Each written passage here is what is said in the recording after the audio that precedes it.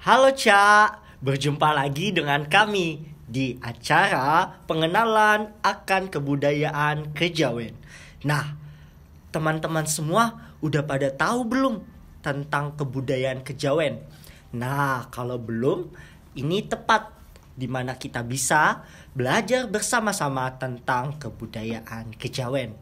Nah, kejawen adalah pandangan hidup yang dianut di Pulau Jawa oleh suku Jawa dan suku bangsa lainnya yang menetap di Jawa.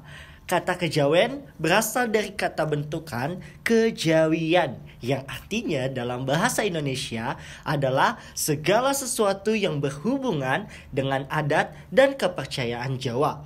Penamaan kejawen bersifat umum, biasanya karena bahasa pengantar ibadahnya menggunakan bahasa Jawa.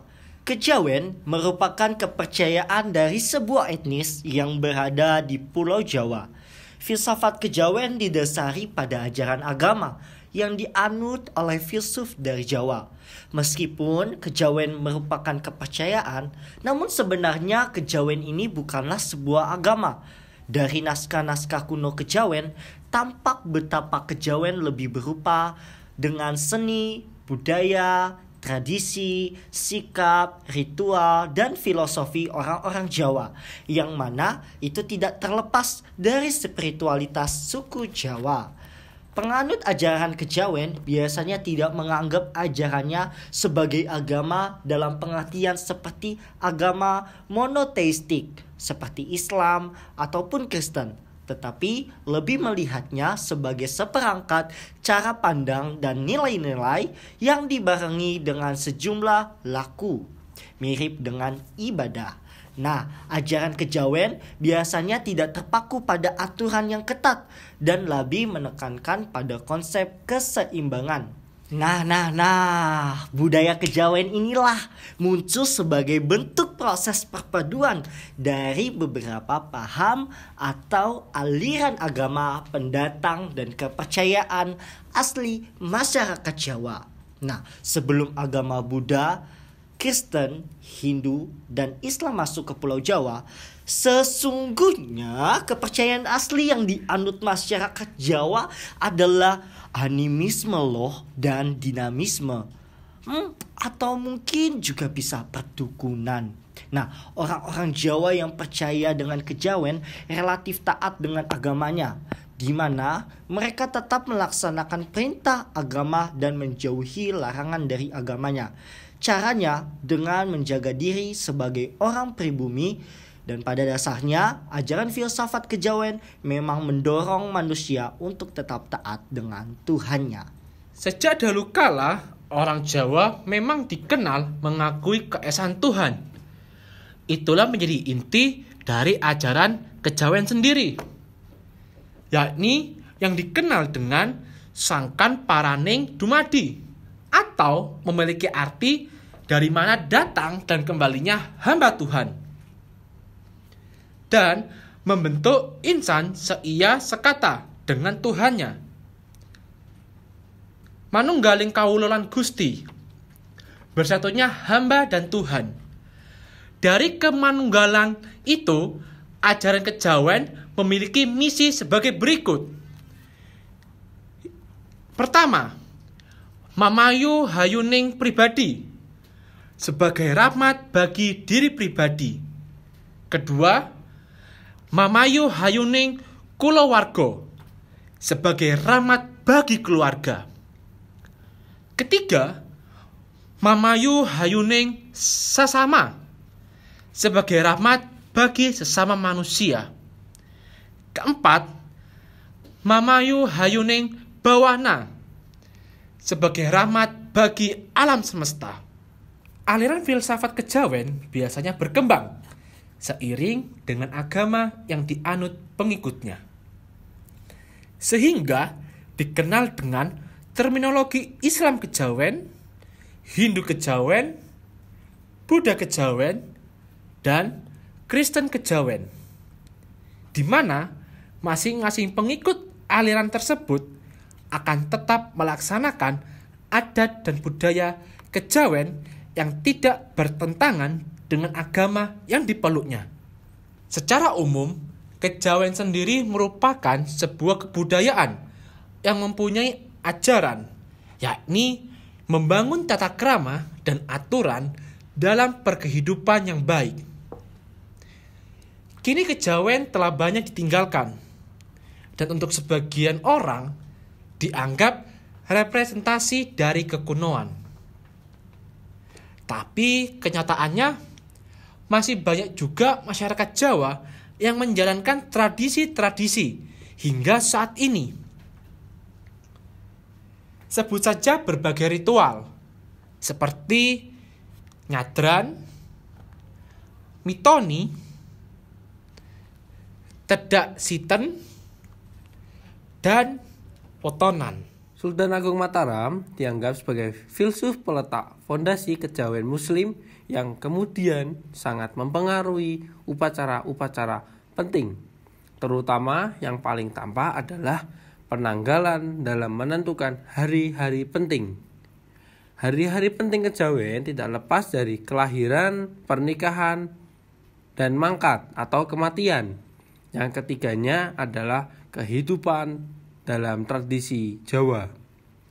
Orang Jawa akan mendapatkan nama pada ketiga peristiwa tersebut, yaitu nama saat kelahiran, nama saat pernikahan, dan nama saat mangkat atau nama kematian dengan menambahkan bin atau binti, nama orang tua di belakang nama kelahiran. Semua hari-hari penting itu diterapkan sesuai kalender Jawa yang memiliki primbon sebagai aturan-aturan dalam menentukan hari penting dan tata caranya. Berikut adalah hari-hari penting dalam kejawen. Yang pertama ialah Suran atau Tahun Baru Suro.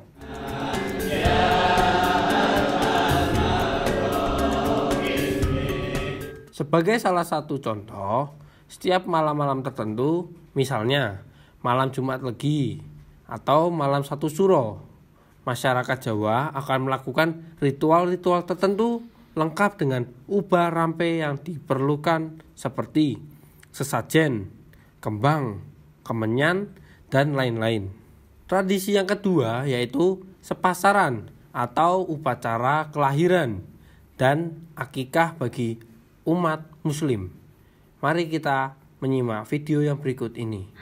Hari ini ada acara sepasaran bayi atau selamatan pemberian pengesahan nama bayi.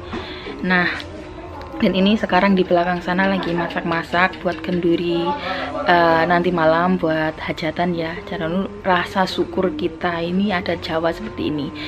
Sepasaran itu 5 hari setelah kelahiran. Jadi kita memberikan nama kepada si bayi dan mengadakan acara masak-masak dan selamatan seperti itu. Dan ini sekarang dedeknya lagi tidur nih. Kasih lihat nih. Ini laki-laki ya. Yang ketiga ada mantenan, yaitu pernikahan dengan segala upacaranya. Yang keempat ada mangkat atau upacara kematian dengan mengirim doa, yaitu kenduri, wirid, dan ngaji. Dari 7 hari, 40 hari, 100 hari, 1000 hari, sampai 3000 hari. Kelima, megeng poso. Tanggal 28 dan 29 bulan Ruah atau bulan Arwah digunakan untuk mengirim doa kepada yang telah mangkat atau yang telah meninggal. Juga waktu munjung atau mengirim makanan lengkap nasi dan lauk kepada orang yang dituakan dalam keluarga untuk mengikat silaturahmi. Yang keenam, megeng Sawal. Tanggal 29 dan 30 bulan Poso digunakan untuk mengirim doa kepada yang telah mangkat atau meninggal terlebih dahulu. Juga waktu munjung atau mengirim makanan lengkap nasi dan lauk kepada orang yang dituakan dalam keluarga untuk mengikat silaturahmi bagi yang tidak ada kesempatan pada megeng poso. Yang ketujuh yaitu Riyadi Kupat atau Hari Raya Kupat. Tanggal 3, 4, dan 5 bulan Syawal bagi orang tua yang ditinggalkan anaknya sebelum menikah Yang kedelapan ada selamatan. Selamatan untuk berbagai tujuan, bergantung pada kebutuhan dan keyakinan masyarakat setempat.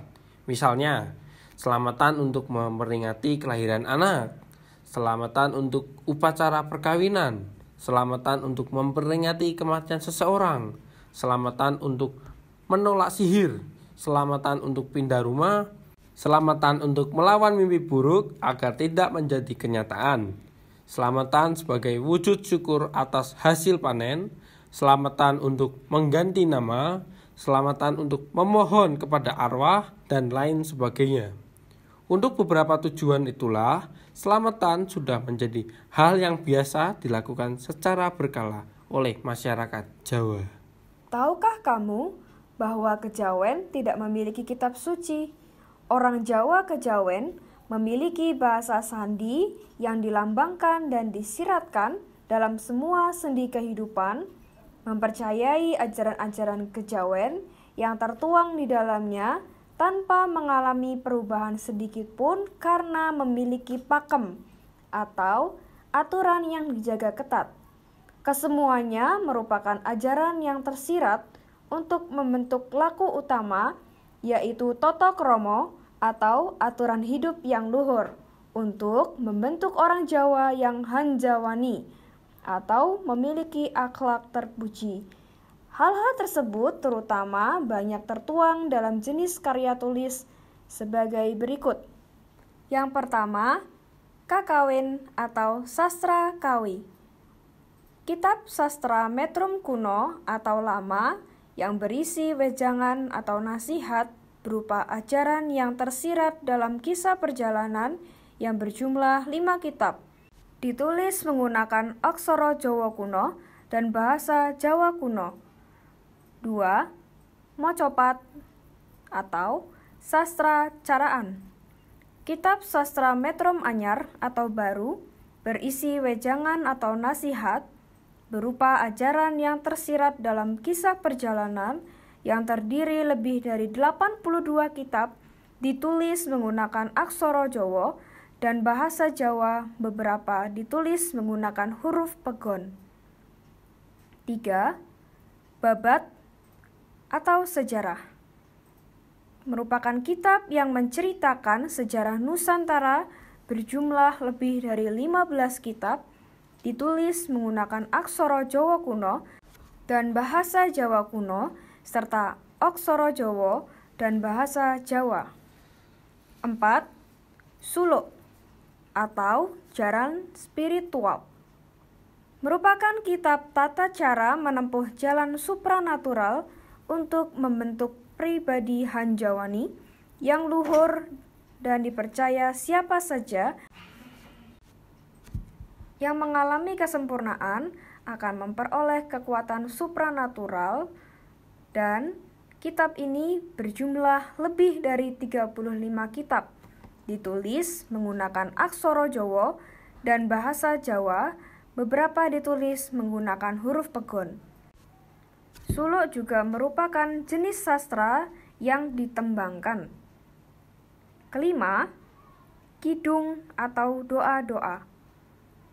Merupakan sekumpulan doa-doa atau mantra-mantra yang dibaca dengan nada khas, sama seperti halnya doa lain ditujukan kepada Tuhan bagi pemeluknya masing-masing, yang berjumlah 7 kitab, ditulis menggunakan aksara Jawa dan bahasa Jawa.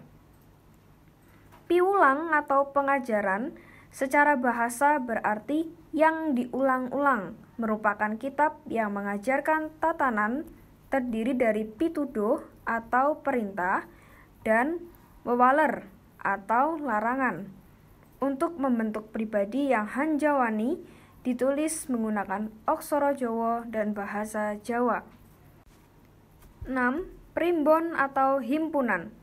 Secara bahasa berarti induk, kumpulan, atau rangkuman berupa kitab praktek praktis dalam pelaksanaan tatanan adat sepanjang waktu, juga biasanya dilengkapi cara untuk membaca gelagat alam semesta untuk memprediksi kejadian. ditulis menggunakan aksara Jawa dan bahasa Jawa. Naskah-naskah di atas mencakup seluruh sendi kehidupan orang Jawa dari kelahiran sampai kematian, dari resep makanan kuno sampai Asmorogomo atau Kama Sutra, dan ada ribuan naskah lainnya yang menyiratkan kitab-kitab utama di atas dalam bentuk karya tulis. Biasanya dalam bentuk ajaran nasihat, falsafah, kaweruh atau pengetahuan, dan sebagainya. Demikian video singkat dari kebudayaan kejawen. Moga-moga video ini dapat bermanfaat bagi teman-teman semua dan juga dapat menjadi salah satu opsi untuk teman-teman bisa lebih lagi mau mencari tahu tentang kebudayaan kejawen. Yuk sama-sama belajar dan jangan pernah bosan-bosan untuk belajar. Bye-bye, sampai jumpa di video berikutnya.